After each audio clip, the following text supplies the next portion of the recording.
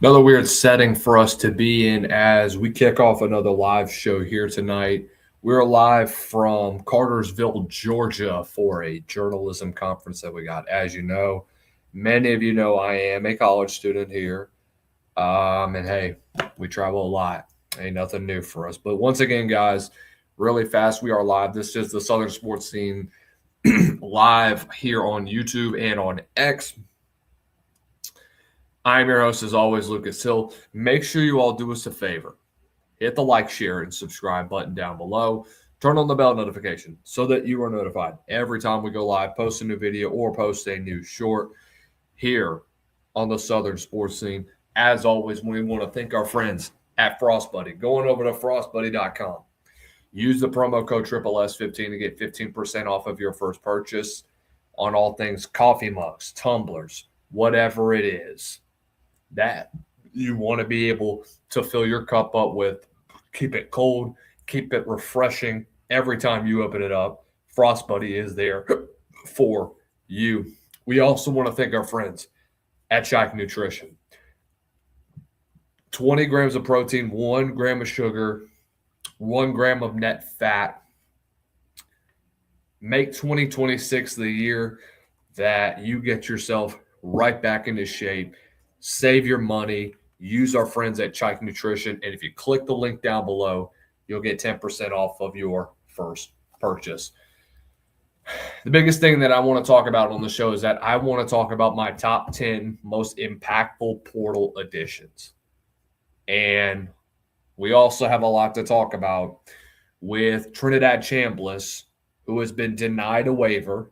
Joey Aguilar got the TRO restraining order, or he's got a temporary restraining order against the NCAA, like I knew what was going to happen. So we'll get into that. We still have a lot that has to come out of that. I would still expect for both Trinidad Chambliss and Joey Aguilar to go to court for this. They're going to go through the courts, and they're going to get their eligibility for the 26th season. So if that is the case, I'll have to update my quarterback rankings, but we'll have those released as soon as we hear from more from them. All right, let's hear from a word from our sponsors. We'll be right back in just a minute.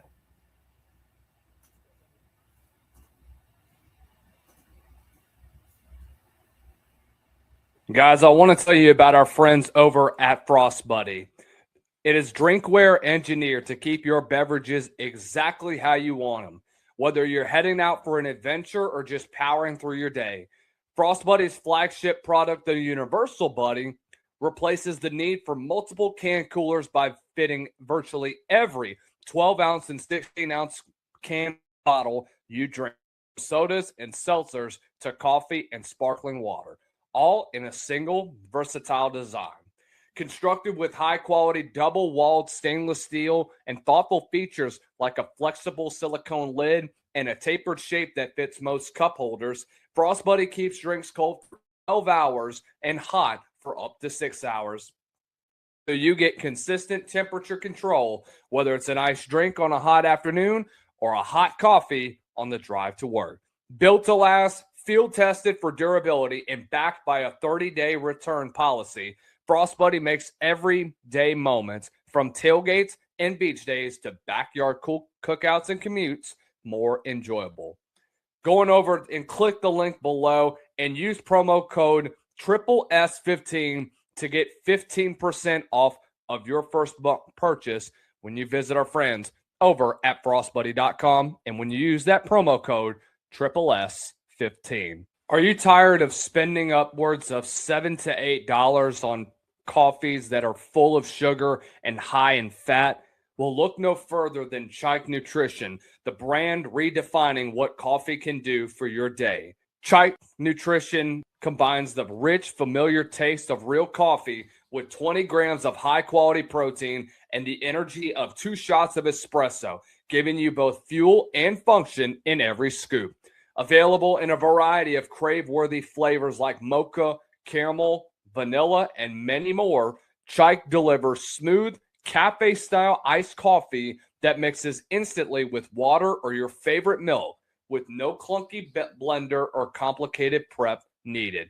Each serving is designed to be low in sugar, packed with protein, and loaded with real espresso so that you can get a sustained energy boost that helps power your morning, workout, or busy afternoon without the crash that comes from sugary coffee drinks. Whether you're looking for better nutrition in your coffee routine or a smarter way to stay energized and full longer, Chike makes it simple. Scoop, shake, sip, and enjoy. If you want to take advantage of the new year and get in the best shape of your life, click the link below and get yourself 10% off of your first order over at chikenutrition.com.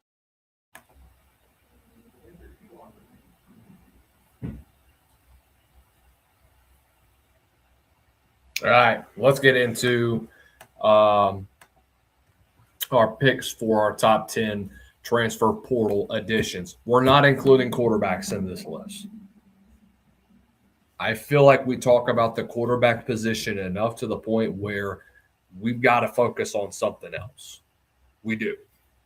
And you want to talk about bigger impacts. I get that the quarterback position is going to get a lot of love at the end of the day. Guys, these are going to be the primary focus on both sides of the line of scrimmage and at the skill position outside of that. Starting off at number 10, I've got Princewell Umamielen.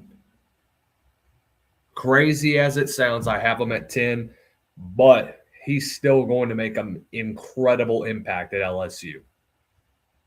Guys, you talk about his presence off the edge, and you talk about what type of edge rusher this cat is. He brings it. He is all over the field, and he is a guy that has done really, really well this year. Thought he's been really well in the backfield as well. I thought he's been in the backfield a good bit throughout the season. And I think he's going to continue to bring that. I think that you are going to see a guy like Umamielen that's going to have a lot more in his arsenal down the stretch of a season. He comes up clutch in big moments. When you need a great rush, you're going to get one from Princewell Umamielen.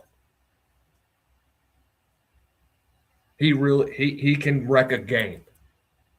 And he is a guy that I think is going to play a massive role for LSU's defense that, quite frankly, didn't have a solid edge presence. I know people were expecting a lot more, knowing what you invested from the portal this past year. I can't really say that guys like Harold Perkins or Patrick Payton kind of stepped up in that role. Now, this is not me saying that either of them played bad, but I don't think that they're going to bring the same type of presence on the defensive line, unlike what a guy like Princewell Umamielen is going to bring when he gets to LSU. Guys, he is a dominant specimen. He has the NFL frame for an edge rusher. 6'5", 245 pounds. I've seen him in person. The guy is a machine. He works his ass off. And he is going to provide a spark for an LSU defense that, quite frankly, has not had a pure edge rusher consistently, I would say, in 5, maybe 6 years. Probably when Caleb Chason was their edge presence. The reason why I'm not including a guy like Harold Perkins in that mix is that he's had moments, but he was just never consistent, unlike a guy like Caleb Chason, who went on to be a first-round draft pick. Or a BJ Ujulari. Miela may be the biggest game wrecker that LSU has gotten in the portal in the entire time that the portal has been open. Part of that has to do with Lane Kiffin's presence at Baton Rouge.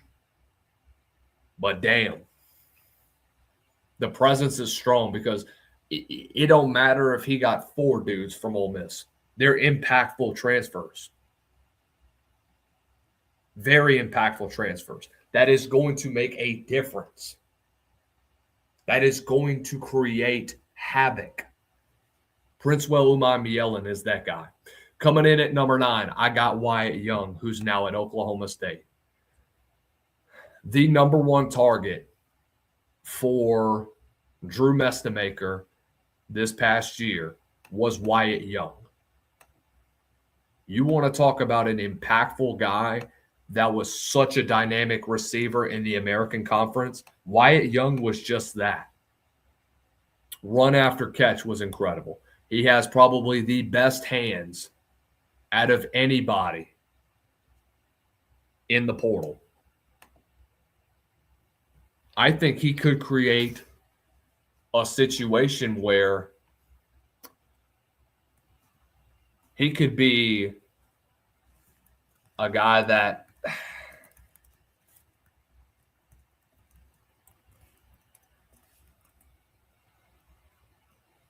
might be in the running for Big 12 Offensive Player of the Year this time next year because of how dominant he has been. I mean, he'll have runs where he'll just look electric in a 3-game stretch where they played UAB, Rice, and Temple. In those 3 games, first of all, North Texas averaged over 53 and about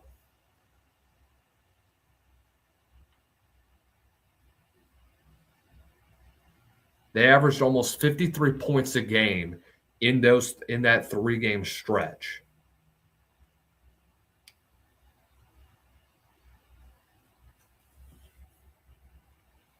Wyatt Young, he finishes with 70 catches for 1264.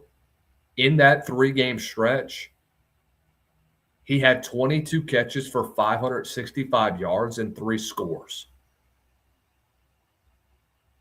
He averaged over 25 yards a freaking catch.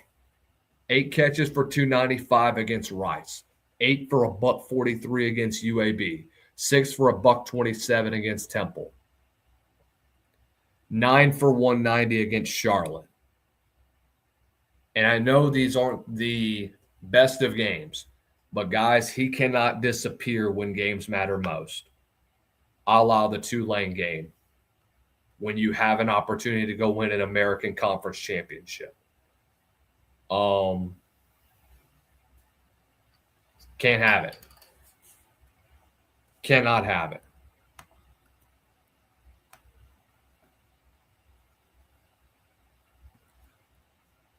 So you have got to get him the football. But it's games like what we've seen during that 3-game stretch that makes him so dynamic. He can stretch the field at any time. A very clean route runner. Watching that North Texas offense on film gets me excited for what's to come in Stillwater. I really think that 2026 is going to be a year like what Texas Tech had. You look at the difference that 1 year made for Texas Tech's defense. Let's see what happens with Oklahoma State. You go to Tulsa, you play Murray State, you go to Morgantown to play West Virginia. You play Oregon at home. I'm not expecting you to beat them at home. However, I do think that this game is going to be a lot closer than it was last year when it was 69-3. You can't have that. this time. Yeah, it was 69-3. You should take care of that business in that game. Your offense should be night and day's difference much better than what we've seen as of late from this Oklahoma State offense. The reality for Oklahoma State is that they're in a very good position where they could win 8 or 9 games. Is it a hard schedule? Yes. You go to Tempe to play Arizona State. I think you have a legit chance to win that football game. You host Texas Tech at home. You're at Kansas State. You're at Iowa State. You're at Houston. You're at West Virginia. And then you get Oregon at home. I don't think it's out of the box, and it's a hard ask for Oklahoma State to be an 8 or 9 win team.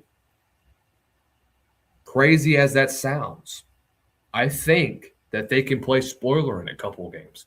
I don't think Arizona State is as good as what we're being told.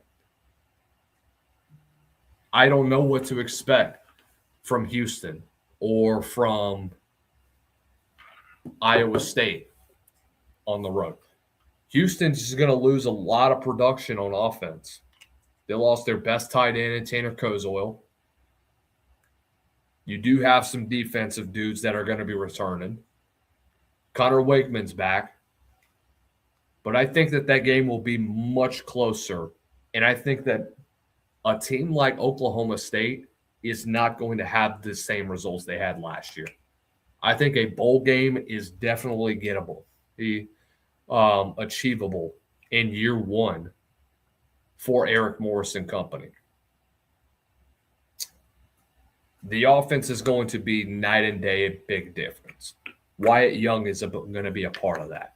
Number 8, speaking of offensive production, what was Colorado's biggest weakness last year?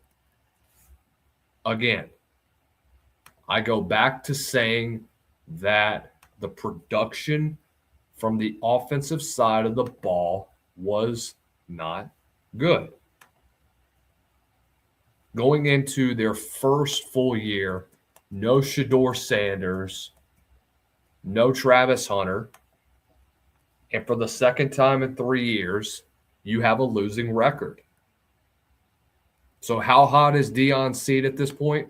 I don't know. I really don't know. But you know that you had to make changes. That's why you fire Pat Shurmur.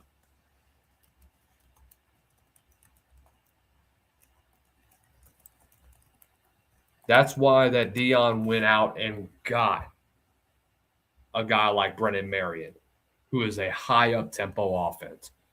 I think that was one of the biggest steals of college football. The fact that Deion was able to entice a guy like Brennan Marion that's in a head coaching position, and you're able to get him the money to say, hey, man, let's come on out to Boulder. Let's see if we can't make a difference. And you see the type of impact that's about to be made.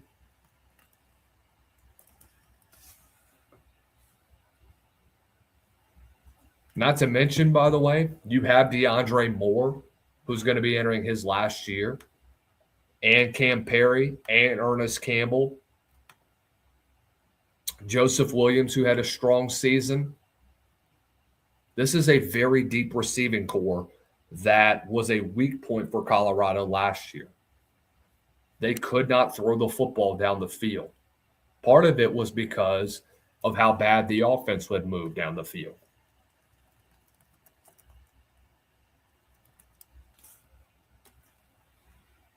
Colorado just straight up was not good offensively. They were 116th in points per game.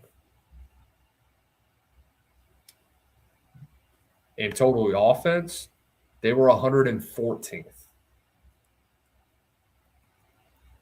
That's what happens when you lose two of the best players that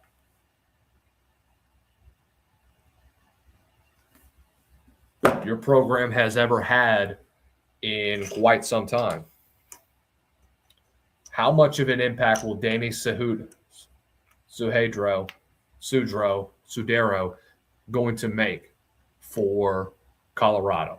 I would expect for a big one. NCAA leader in yards, 1291 this past year. He's had games where he can pop off. 7 catches for 215 against Hawaii, 10 for 180 against Wyoming, 11 for $135 against Stanford, 9 for $189 against Central Michigan. Played against Texas, and even though he only had 7 catches for 60 yards, still very impressive going up against a Texas secondary that has a guy like Malik Muhammad. He's going to be a slot guy, but I think he can still make an impact in there. I believe he can be a Jimmy Horn Jr. type of receiver. Crazy as it sounds, and crazy that I may sound. You see the impact that Jimmy Horn Jr. made in 2 years with Colorado, especially that first year, 58 catches, 567, and 6 scores. He can be a deep ball threat, and you cannot let him get vertical down the field because he's going to burn you when he gets to the secondary. Number 7. Man, Michigan got a massive. They might have gotten Aiden Hutchinson 2.0 in John Henry Daly. I really like his tape, and I really like what he did with Utah this past year. Utah, for some reason, just manages to produce edge rushers. Former BYU guy, has been in Utah his entire year, was on a Mormon mission for 2 years, goes into BYU, plays 1 season there, transfers to their rival, and you know what he does? He only records 11.5 sacks and 48 total tackles. First team All-American. Now you pair him with a Michigan defense that needs an edge presence. Now, does it suck that at the time that you get this, Lou Esposito is headed to the NFL?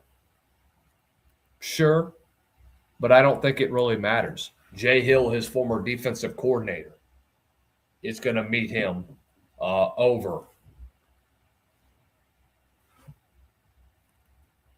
at Michigan. How fun will that be? Michigan last year, when it came to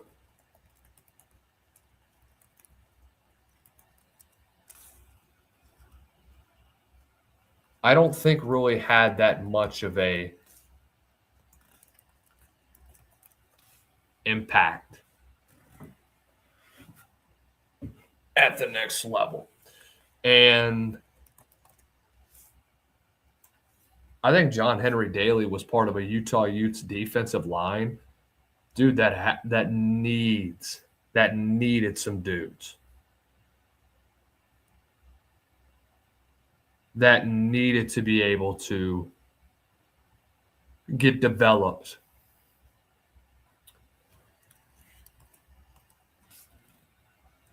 He's a plug-and-play guy. He's going to be very productive off the edge.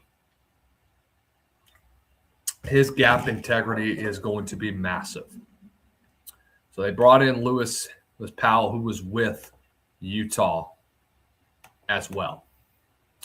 So it was a little bit of a battle between him and between LSU and Michigan for John Henry Daly. But look, I think Michigan got the better hand because of that relationship that was already built prior to him hitting the portal. High motor in pass rush. He just doesn't stop. That's what you're going to have to need from a guy like that. And for Michigan to continue the production from a defensive standpoint, what they're leaving going into the year one of the Kyle Whittingham era, I think you're going to find ways to mix him in. I'm telling you, I have visions, and I'm seeing Aiden Hutchinson 2.0 when I see this kid play. Number 6, Hollywood Smothers. How massive was that flip for Texas? Absolutely incredible that Texas was able to flip him from Alabama. Who'd have thought we're in the era where you have transfers that are flipping? Transfers that are flipping. Smothers is the complete package at running back. Catching the football out of the backfield has been his specialty. A guy that can pop off for big runs, and he's not afraid to rip one off in the middle of the field. But somehow, some way, he tends to disappear in big games against Notre Dame and against Miami. Now, he did deal with that little injury against Miami when they got blown out by 34. Was held to just under 4 yards a carry, had 12 carries for 46 yards against Notre Dame. You got to feed him the football at least 15 to 20 times a game. And you got to utilize him properly. He's going to have to be a red zone back out in the receiving game. And I would expect for a team like Texas to utilize him that way. Texas did that with Trey Wisner 2 years ago. Now you saw a dip in production from the running back room. Guys, Texas needed a back. And they got the best one off the board. That's a massive get for them. That's a massive get for Texas's offense, for Sark, who knows they needed help at the skill position. They're losing a lot. All right, number 5. Welcome Lee Hunter 2.0. That's Mateen Ibirogba. I'm trying to pronounce that name again. I apologize if I did not say that correctly. Guys, I see shades of Lee Hunter. I see shades and shades and shades of Lee Hunter. You got one of the best you got the best quarterback that's on your roster right now, and you got arguably one of the best defensive players that is on your roster at this point in time. Guys, when Texas Tech loses three guys that I think could be first-round picks in Lee Hunter, Romello Height, and David Billy, not to mention Skylar Gill-Howard that grew into a top 100 prospect. Guys, that's massive. Massive. Now, they led all of college football in pressures and then led and was top 10 in sacks and TFLs this year. 11 transfer portal commitments, which, when it is all said and done, think about the impact that's about to be made. I could throw Trey White in there too, talk about a guy, but if he didn't have that down year last year for San Diego State, he would be on this list. I still think he's worth an honorable mention, by the way. But Iragogba is going to be a big piece. It's hard to find replacements for guys like Skylar Gill-Howard and for Lee Hunter. Lee Hunter just had a massive week at the Senior Bowl and got a bag. That was his bag week. I'm telling you, Broga is going to be next man up. I see that. I really do. Number 4, Damon Wilson II. 9 sacks a year ago. Pure edge rusher. I was surprised he hit the portal, to be honest with you. But, I mean, money talks at the end of the day. Replacing Reuben Bain is going to be tough for Miami. Damon Wilson, I'm not going to say he is going to be that. I think he needs to get a little bit better in the run game. I think he has to get better being physical with pulling blockers. I think he's got to find a way to improve that way, which, by the way, he is. But from a pass rush standpoint, it's hard to find a better edge rusher right now on the portal than what you have with Zion Young or with Damon Wilson. He was opposite Zion Young. And both of them shared similar traits. And Zion Young could be in the mix to be a first-round draft pick. Look who's about to be a top 5 pick in April. That's Reuben Bain. Who's to say that Miami's roster isn't better this year based on what they've gotten from the portal? Defense is going to be a big strong suit for Corey Heatherman and company. And they got a really, really, really damn good defensive end that is almost like Reuben Bain. But if he gets better on squeezing down, if he gets better at being physical in the run game, he's going to be the complete package. And being with a defensive line room that includes guys like Damian Lewis, who's done a really good job with the interior, and you're pairing him along with a Hall of Famer and Jason Taylor. Guys, Miami is in a position to succeed at the defensive line position in the transfer portal. Number 3 is Jordan Seaton. Why do I not have him 3? I'll tell you my first 2 and 1, and we'll get to it. But, guys, Jordan Seaton is a mountain. 6'5", 330 pounds right now. I think he was taller. I think he's extremely athletic for his size and for his stature. It is completely incredible. You get him out in space. Guys, he is so quick on pinning and pulling. You get him out there in space. Guys, I'm going to show you in all 22 that took my breath away and shows you the kind of athlete that he is. It is extremely impressive, to say the least, when I see Jordan Seaton. Look at how he gets out in space so quickly. Look at his first step. Side step, boom, get out. I want you to look at his footwork. I'm going to slow it down. Crossing, and then boom, sprint. By the time the ball's about to be handed off, we're already about to try and kick out this linebacker. It's a duo, so it's a GT counter, or it's a GT option, excuse me. So we're getting out in front. We may miss this block, but look at what Seaton does. We're going to keep our back balanced. We're going to get back out in space,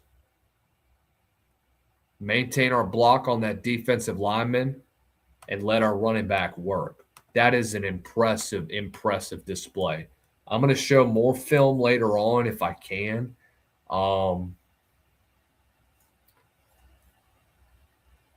He runs incredible. He is a very athletic dude. I think he can be a solid fixture on an offensive line that has been really, really underperforming the last 2 years in 24 and 25. And by the way, 24 and 25 is when you have two guys that went in the top 100 of the NFL draft. When we talk about Will Campbell and Emory Jones. Doesn't that say something with how bad this offensive line has been and how bad the production has been and the development has been of your offensive line? Just saying. Number 2, I have this offensive lineman above Jordan Seaton, but it's about the impact that he will make, and that is Jacarius Peak. I've been following Jacarius Peak ever since he was in high school. When he committed to North Carolina State, I thought it was a massive steal for the Wolfpack. And it turned out to be just that. Is there for 3 years and puts out dominating performances. Jacarius Peak is going to be a first-round draft pick in 2026. Very athletic offensive tackle. And for a team that needs offensive tackle help, you guys know my criticism of this offensive line. Guys, nearly 4 of your 5 starters on the offensive line hit the portal. You know why? Because they were dog water. They were horrible. And I get South Carolina fans telling me, "Oh, why are you this? Why are you that?" When it comes to that, do you want me to tell you the truth, or do you want me to sugarcoat it and make you feel better about your about your team? Because I'm not doing that. And to be real with you, I don't think you should watch Josiah Thompson have another bad year in 2020, or really another overwhelmingly, how do I say it? A year that he doesn't meet expectations again. Look how quickly I'm about to jump on every single one of you and tell you I was right. Like I have been for a very long time. I'm just saying. But Peak is going to be an NFL left tackle for any team in the NFL. I think he brings a very big impact that I think is going to define a lot of what South Carolina is going to do over the next, going into the spring when he gets into install, when he has that type of experience. And then when you add in the fact that his football IQ is above the roof, it's not like he's raw talent either. He's very well polished. He can be an All-American for South Carolina. I would have him on my way too early All-American team. Jacarius Peak is going to be a star in the making at South Carolina. And number 1, I think this should be everybody's obvious pick. That's Cam Coleman. You lose Parker Livingstone. You lose DeAndre Moore.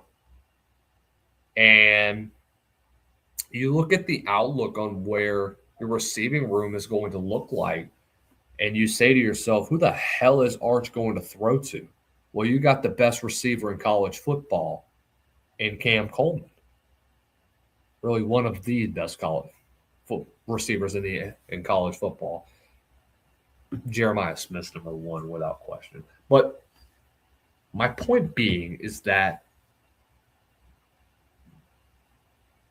Cam Coleman is such an athletic freak that it's hard to deny the fact of his impact at the next level for a team like Texas.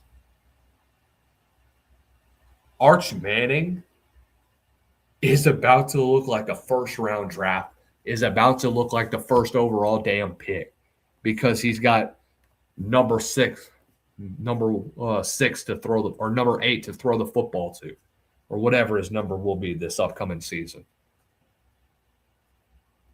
Auburn fans, hey, I don't really feel bad for you. You couldn't keep him around, but it's not like he was the main reason why you won a lot of your games.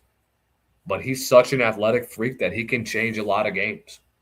He can make athletic plays. He can make great catches. He can adjust to the football. He can go up and get 50-50 balls. He can do the little things like that that can impact a football game. That's the type of guy that he is. That's the type of mentality he's going to bring. And think about how impressive this Texas's offense is going to look like revamped with a guy like Cam Coleman in their receiving core. It's going to be night and day difference compared to what it was last year. You saw young, raw talent last year. You're getting veteran experience in 2026. I think that's going to kickstart Texas's run back to the college football playoff. And I think that this 3-year plan with a guy like Arch Manning, well, really a 2-year plan, because this is year 2 of him. And I believe that this is his last year of eligibility too. But Arch's last year is going to be what gets him to be a top 10 pick in 2027. It's when you surround yourself with the talent that you know you have. Your raw and unexperienced talent is going to turn into something great. The last 2 games that Arch Manning played in, they were 2 of his best games that he's ever played. When he played Texas A&M, dominated that game, and goes to Michigan and dominates in the bowl game. Those are the 2 most important games that I thought that that Arch could have played in and really was going to lay the foundation of what Texas is going to look like in 2026. That's why I have them as my pick for the national championship and potentially finally winning it all. We'll see what happens on defense, though. Colin Simmons is back. You still have a lot to replace in the interior. You got to hit that with a vengeance. And oh, by the way, what is your offensive line going to look like for Texas? That's the biggest thing that I have to really worry about from them. All right, let's talk about this Trinidad Chambliss situation and Joey Aguilar situation. So 2 very, very similar situations of what's going on and 2 completely different outlooks. So the NCAA has officially denied Trinidad Chambliss' 6-year eligibility appeal. So now this thing is going to go to the courts. No shit.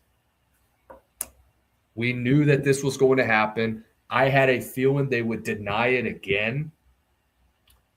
But they're going to go to court. The thing is that there is supposedly, from some sources that I have talked to, some guys that are very familiar with the situation, there is supposed to be an injunction in the state court in Mississippi that's supposed to be heard in next week. And if his attempt for an injunction does not succeed, Chambliss is going to go into the draft.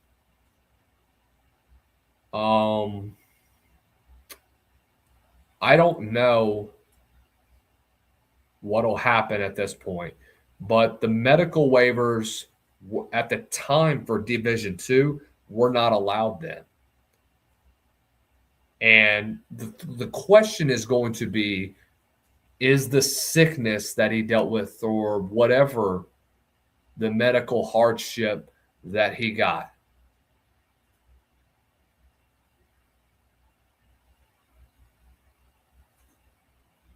Is it going to be enough to say, hey, this is what I have, and is it going to be enough for me to get that 6th year? That's the question that we're going to have to ask very, very soon.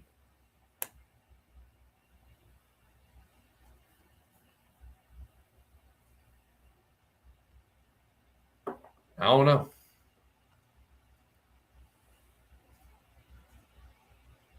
I would like for something like this to occur. But again,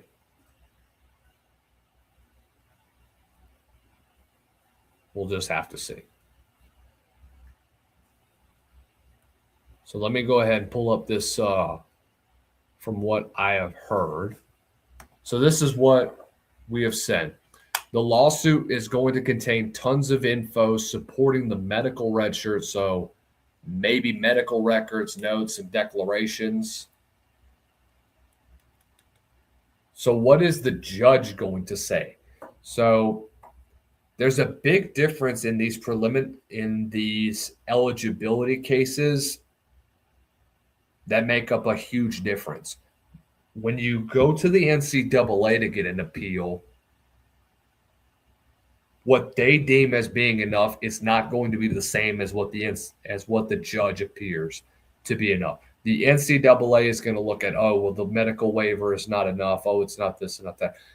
When you go to a judge, you're going to have a lot more evidence to present in court. And now you're going to have the NCAA is going to have to defend their decision at the time.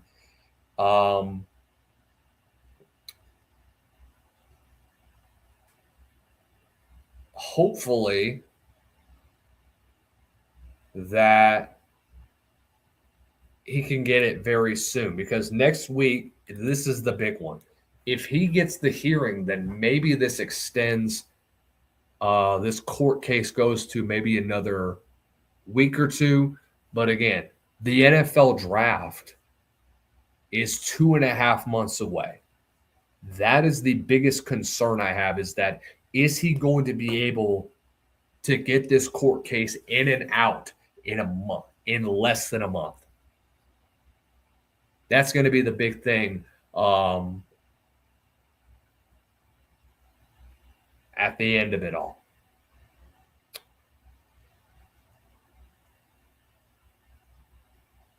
Apparently D2, so from what I've heard, D2, some say that they do allow medical waivers, some don't. The argument is that for the NCAA is that he didn't play because of his performance, not because of an injury. He claims he had an upper respiratory problem. However, Ferris also claimed that forever ago it wasn't due to injury. So I don't know. The TRO should be filed, though, by the end of next week. That will be able to get him able so that he can play this upcoming season. That's why I'm also mentioning the Joey Aguilar situation, where his preliminary injunction is going to be moved to the day after Trinidad Chambliss's. It was initially scheduled for tomorrow. It's going to stay in Knox County. And by the way, the judge that's going to hear that is Chris Haggerty, who's a 2-time Tennessee graduate. If the injunction is able to get granted, it's his last step towards eligibility.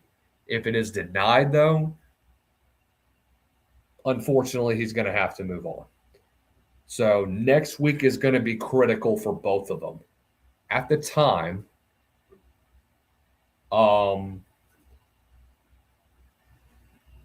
The decision is expected to hopefully be done before March 16th. That's when spring practice is going to start. Guys, here's the situation right now with both of those quarterbacks. Ole Miss is in a much better situation to move on than where Tennessee is. Tennessee has two young quarterbacks in Faison Brandon and George McIntyre. Faison Brandon is the 5-star that everybody is excited about. There's a lot of hype behind him. I'm very excited to see what he does, but I think he needs a year to develop. And I see the same thing for George McIntyre. Man, it's going to be close. And I don't know if we're going to at least get one of two quarterbacks that will be back in 2026. I don't think both of these quarterbacks' preliminary injunctions are going to be denied. I don't believe that that's the case. You're going to get at least one or two. The likelihood is going to be Joey Aguilar because the circumstances are in his favor, because he's already got the TRO. So if he has that, that's enough evidence for him so that he can get a 7th year. But here's my thoughts on this too. When you play your full 4 years, aside from your one red shirt, you're done. You're done. In this new Super League that I hope is going to get proposed and accepted throughout college football, whenever that is, I want this to be a major priority. Because this is getting out of hand. These 6th, 7th, 8th year transfers that are trying to seek for more eligibility. Come on, guys. You and I both know that this is getting out of hand. This is getting ridiculous. This is childish and foolish. Please correct me if I am wrong. This is ridiculous. I did not think that we would be having this discussion about eligibility issues. I thought it would be about guys for getting a 3rd or 4th year. Not a 6th, 7th, 8th, 9th year of college football. That is ridiculous. 4 years, get out of here. If you're in college football by the time you're the age of 23, you're not going to be able to get drafted. You're going to have to go into the supplemental draft. Come on.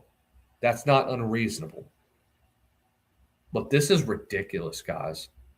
This is absolutely so stupid that we're having this discussion about this. But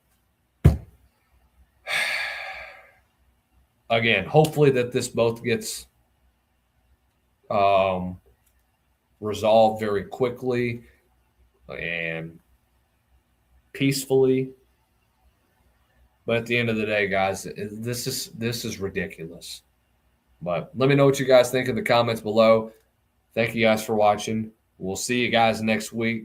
Got a lot more rankings to break down, and we got a lot preparing for you over the next several weeks as we close out February, as we go throughout the month of February. Still got a lot of way too early predictions for you. Still got a lot that we got to talk around college football. Y'all have a great run, and we'll see you guys next week. Take care. Peace.